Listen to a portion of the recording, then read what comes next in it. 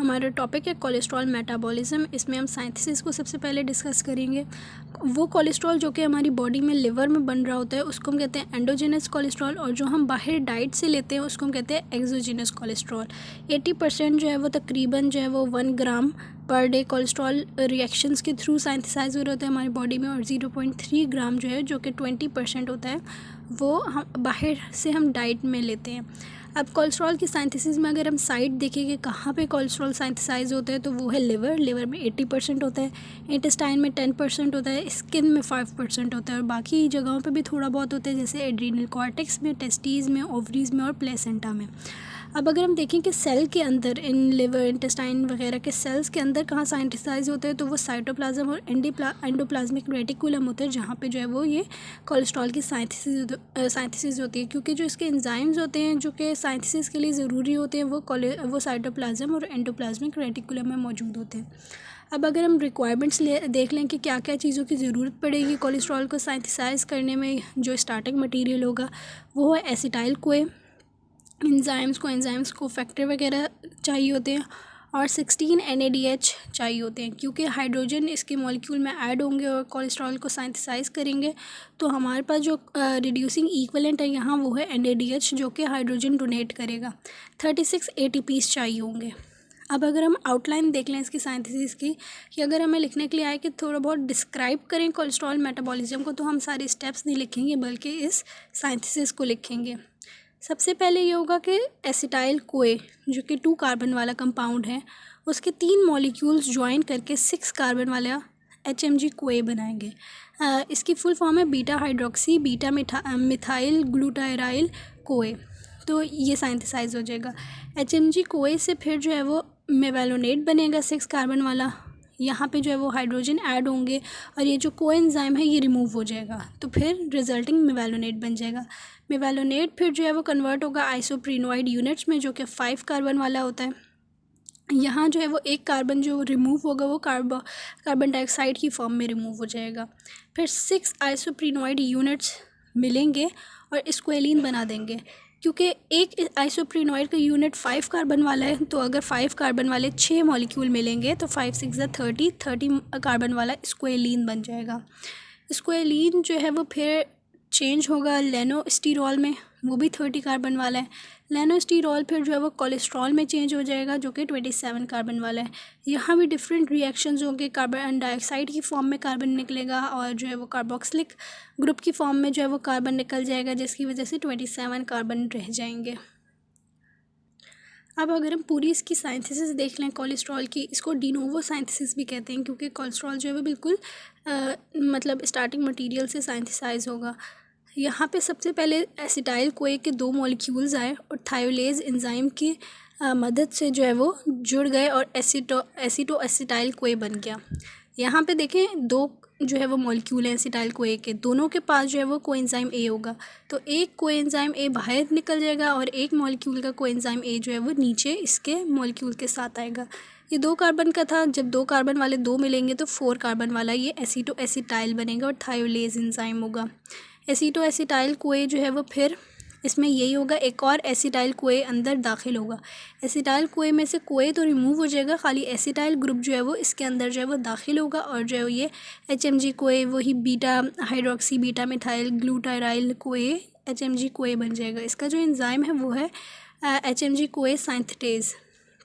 फिर साइंथेज ये जो है वह 6 कार्बन वाला होगा, क्योंकि ये 4 कार्बन में जब 2 कार्बन वाला एसिटाइल कोए अंदर दाखिल हुआ तो 6 कार्बन वाला ये बन गया।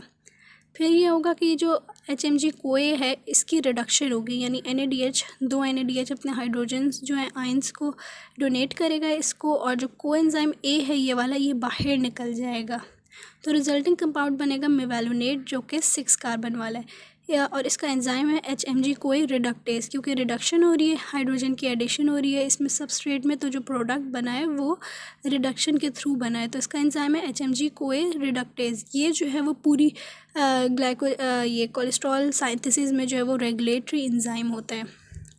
नाउ मेवालोनेट में जो है वो 3 बार फॉस्फेट ग्रुप ऐड होंगे, 3 बार जो है वो काइनेज एंजाइम आएगा और ATP के ज़रिए जो है वो फॉस्फेट को अंदर दाखिल करेगा। पहली बार जब ATP से ADP बनेगा और फॉस्फेट अंदर दाखिल होगा तो एंजाइम होगा मेवालोनेट काइनेज, ये सबस्ट्रेट का नाम, और फिर एंजाइम काइनेज में मेवालोनेट काइनेज। 5 नंबर पे जो है वो फॉस्फेट आके लगेगा मेवालोनेट के, तो वो बन जाएगा 5-फॉस्फोमेवालोनेट। फिर 5-फॉस्फोमेवालोनेट में दोबारा जो है वो फॉस्फेट ऐड होगा और उसका एंजाइम होगा फॉस्फोमेवालोनेट काइनेज, और फिर जो है वो रिजल्टिंग प्रोडक्ट बनेगा, उसका नाम होगा 5-पायरो-फॉस्फोमेवालोनेट। पायरो हमने इसलिए कहा है क्योंकि जो दूसरा फॉस्फेट आके अटैच होगा वो पहले वाले फॉस्फेट के साथ ही अटैच होगा, इस तरह, मतलब पहला वाला जो फॉस्फेट लगा हुआ होगा उसी के साथ दूसरा आके अटैच हो जाएगा सेम कार्बन पे, तो इसलिए हमने इसको कहा है पायरो। 5 कार्बन पे ही 2 फॉस्फेट अटैच हो जाएंगे, 5-पायरो-फॉस्फेट-मेवालोनेट। फिर इसमें एक और ATP के ज़रिए जो है फॉस्फेट ऐड होगा और काइनेज यहाँ एंजाइम होगा, और रिजल्टिंग कंपाउंड बनेगा 3-फॉस्फो-5-पायरो-मेवालोनेट। अब जो फॉस्फेट आके लगेगा वो 3rd कार्बन पे आके लगेगा, और ऑलरेडी 5 कार्बन पे जो है वो 2 फॉस्फेट पायरोफॉस्फेट मौजूद हैं, तो टोटल 3 फॉस्फेट इस कंपाउंड के अंदर जो है वो ऐड हो चुके हैं। यहाँ पे Mg लिखा हुआ है क्योंकि ATP जो है वो बाउंडेड फॉर्म में होता है Mg के साथ, ज़्यादातर कहीं पे कैल्शियम भी लिखा हुआ होता है इसलिए क्योंकि ये आइंस ने जो है वो बाइंड किया हुआ होता है ATP के साथ। नाउ ये जो 3-फॉस्फो-5-पायरोमेवालोनेट है इसमें से कार्बन डाइऑक्साइड रिमूव हो जाएगी और एक फॉस्फेट रिमूव हो जाएगा, जो 3rd कार्बन पे फॉस्फेट लगा था वो रिमूव हो जाएगा, 5 पायरो वाला रह जाएगा। तो 6 कार्बन से 5 कार्बन हो गया क्योंकि एक कार्बन डाइऑक्साइड रिमूव हो गया। इसका एंजाइम है पायरोफॉस्फोमेवालोनेट डी कार्बोक्सिलेज, क्योंकि डी कार्बोक्सिलेशन हो रही है, रिमूवल हो रही है कार्बन डाइऑक्साइड की। रिजल्टिंग कंपाउंड जो बनेगा वो होगा आइसोपेंटेनाइल पायरोफॉस्फेट। आइसोपेंटेनाइल पायरोफॉस्फेट फिर जो है वो चेंज हो जाएगा डाइमेथाइल एलाइल पायरोफॉस्फेट में। ये दोनों जो हैं वो ये जो नीचे वाला कंपाउंड है ये आइसोमर है ऊपर वाले कंपाउंड का, क्योंकि इसमें जहाँ डबल बॉन्ड की पोजीशन थी इसमें जो है वो डबल बॉन्ड की पोजीशन चेंज हो गई है, बाकी सब कुछ सेम है।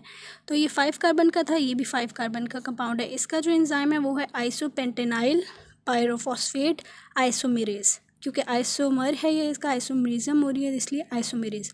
अब ये दोनों कंपाउंड जो हैं वो कंबाइन करेंगे और जो है बना देंगे जेरेनाइल पायरोफॉस्फेट। यहाँ पे दोनों 5-5 कार्बन के थे तो दोनों मिले हैं तो 10 कार्बन वाला कंपाउंड बनेगा जेरेनाइल पायरोफॉस्फेट।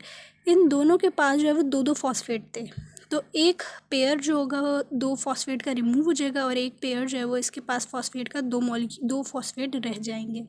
इसका जो एंजाइम होगा वो होगा सिस प्रेनाइल ट्रांसफरेज। अब ये होगा कि आइसोपेंटेनाइल पायरोफॉस्फेट और जेरेनाइल, ये 5 कार्बन वाला और ये 10 कार्बन वाला, ये दोनों मिलेंगे और 15 कार्बन वाला कंपाउंड बनवाएंगे। इसका नाम है फर्नेसाइल पायरोफॉस्फेट। इसमें भी यही होगा कि इसके पास भी 2 फॉस्फेट हैं, इसके पास भी 2 फॉस्फेट हैं, तो 2 फॉस्फेट रिमूव हो जाएंगे और 2 इसके पास रह जाएंगे। इसका भी एंजाइम वही होगा सिस प्रीनाइल ट्रांसफरेज। अब ये जो 15 कार्बन वाला कंपाउंड है इसके 2 मॉलिक्यूल्स मिलेंगे और स्क्वेलीन बना देंगे। इसका एंजाइम है स्क्वेलीन सिंथेटेज। अब जब ये 2 मॉलिक्यूल मिले हैं यानी दोनों के पास 2-2 फॉस्फेट होंगे तो टोटल 4 फॉस्फेट यहाँ पे थे, तो उसमें से 2 निकल गए, 2 इसके पास ऊपर अभी रह गए। यहाँ पे भी जो है वो हाइड्रोजन की एडिशन होगी, NADH डोनेट करेगा। नाउ स्केलिन 30 कार्बन वाला है क्योंकि 15 कार्बन वाले 2 जो है वो इसमें डले हैं तो 30 कार्बन वाला बनेगा स्क्वेलिन। स्क्वेलिन देन रीस्ट्रक्चर करेगा अपने आप को और डिफरेंट जो है वो रिएक्शन से गुजरेगा, ऑक्सीजन ऐड होगा, वाटर मॉलिक्यूल रिमूव होगा, हाइड्रोजन जो है वो यहाँ पे डलेंगे, NADH डोनेट करेगा और कुछ एंजाइम्स हैं जैसे एपॉक्सीडेज, हाइड्रोक्सीलेज और साइक्लेज। ये एंजाइम्स इन रिएक्शंस को कैटलाइज करते हुए लेनोस्टिरॉल बना देंगे 30 कार्बन वाला।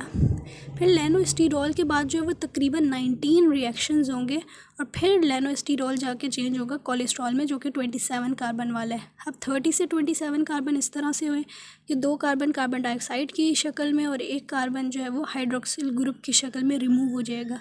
यहाँ भी NADH जो है वो हाइड्रोजन डोनेट करेगा और ऑक्सीजन अंदर दाखिल होगा और फिर हमारे पास कोलेस्ट्रॉल बन जाएगा। अब कोलेस्ट्रॉल की जो रिंग होती है इसका जो स्ट्रक्चर होता है उसका पूरा नाम होता है साइक्लोपेंटेनो पर हाइड्रोक्सीफेरेंथ्रीन CPPP।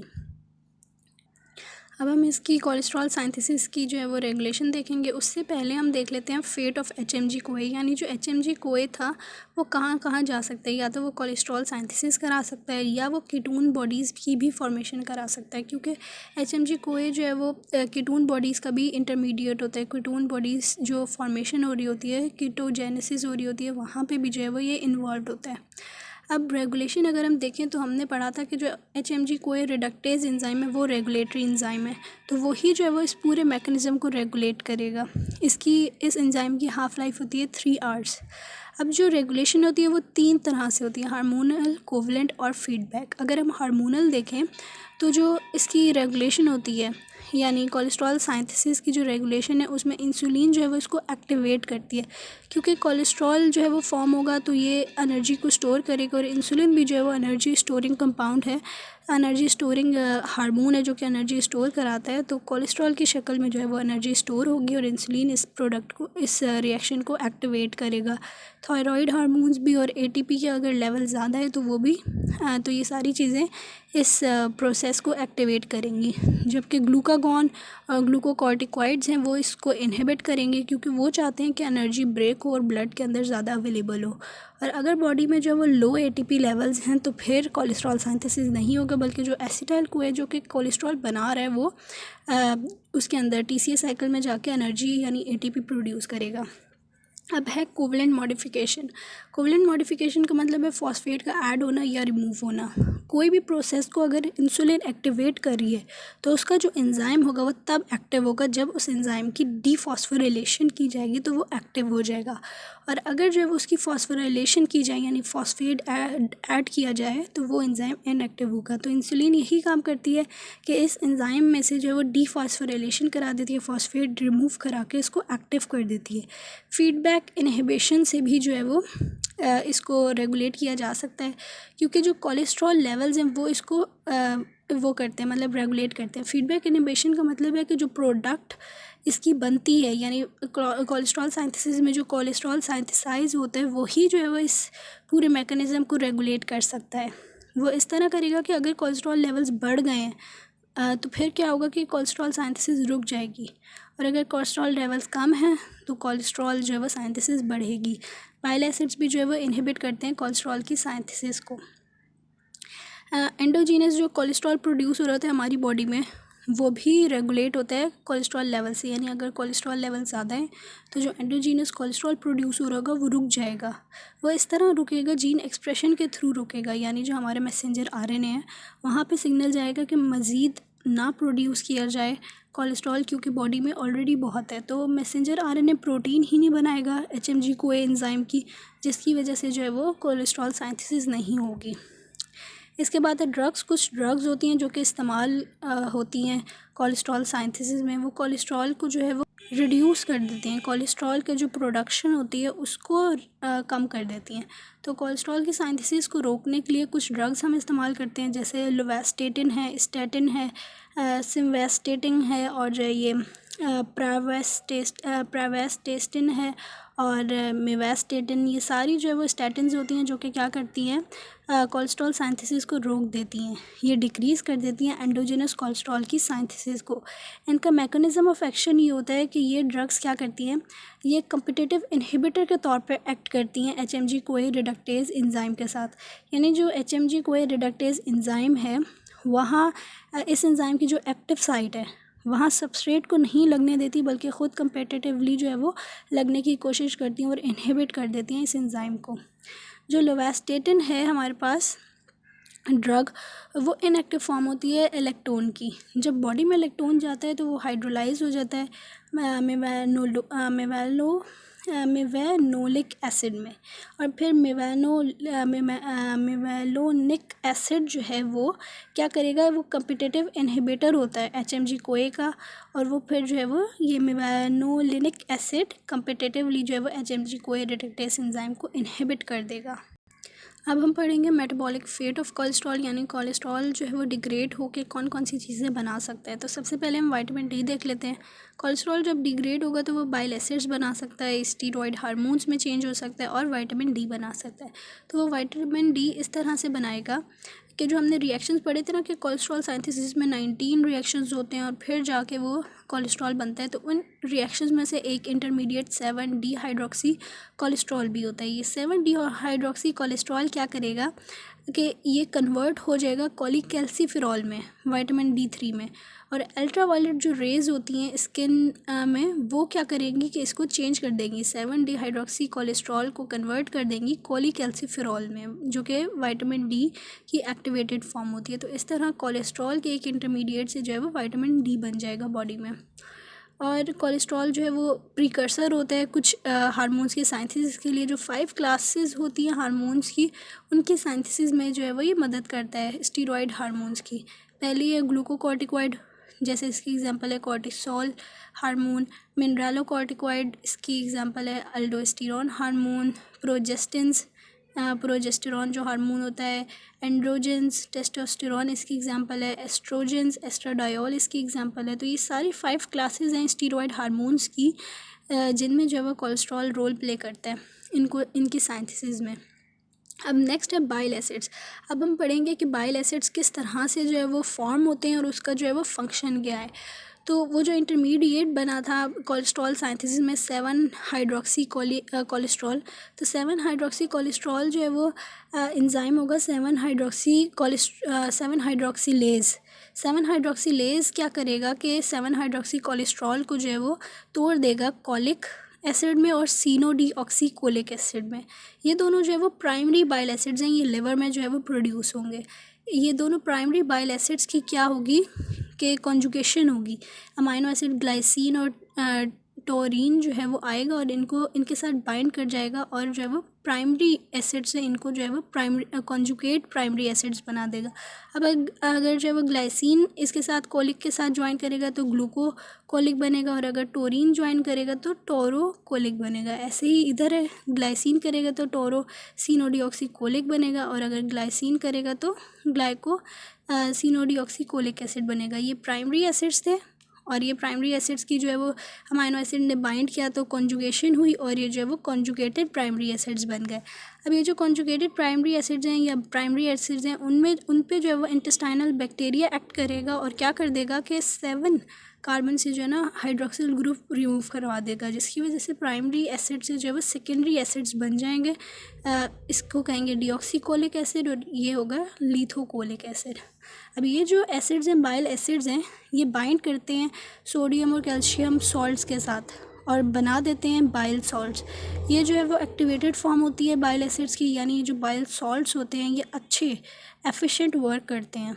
इन्हीं एसिड्स की वजह से जो है वो डिज़ीज़ से प्रिवेंट करते हैं। जिस तरह हमने कोलीलिथियासिस डिज़ीज़ है वो तब हो जाती है जब ये बाइल सॉल्ट्स मौजूद ना हो, क्योंकि ये बाइल सॉल्ट्स जो है ना कोलेस्ट्रॉल को सॉल्युबल स्टेट में रखते हैं, और अगर ये सॉल्ट्स ना हो तो कोलेस्ट्रॉल की एक्युमुलेशन हो जाएगी, जिसको हम कहेंगे कोलीलिथियासिस। गॉल ब्लैडर में एक्युमुलेशन हो जाती है। अब अगर हम जो है वो फंक्शंस देख लें तो इसके बहुत ज़्यादा फंक्शंस हैं बाइल एसिड्स के। ये अफेक्टिव डिटर्जेंट्स के तौर पे एक्ट करते हैं। ये बाइल एसिड्स जो है वो फैसिलिटेट करते हैं इंटेस्टाइन में कि जो है वो फूड की अच्छी डाइजेशन और अब्जॉर्प्शन हो। लिपिड्स की ख़ास तौर पे अच्छी डाइजेशन और अब्जॉर्प्शन कराते हैं, और ये जो है वो मिक्स्ड मिज़ाइल्स भी बनाते हैं। लिपिड्स के साथ जो है वो इर्द गिर्द मिल के ये बाइल एसिड्स जो है वो मिक्स्ड मिज़ाइल्स बनाते हैं। फिर जो है ये मिक्स्ड मिज़ाइल्स जो है वो लिपिड की डिग्रेडेशन में और अब्जॉर्प्शन में जो है वो मदद करता है। यही जो कोलेस्ट्रॉल है यही अगर बॉडी में ज़्यादा साइंथिसाइज हो जाएगा, हाइपर कोलेस्ट्रॉलीमिया हो जाएगा, तो जो आर्टरीज़ होंगी उसके अंदर एक्युमुलेट होने लग जाएगा, आर्टरी की इंटिमा में, इनर मेम्ब्रेन में, और वहाँ पे जाके जब एक्युमुलेशन होती है तो वो डिज़ीज़ कॉज कर देता है आर्टीरियोस्क्लेरोसिस, यानी जो आर्टरीज़ होती हैं वो बिल्कुल नैरो हो जाती हैं। तो ये इसके कुछ क्लिनिकल्स हैं।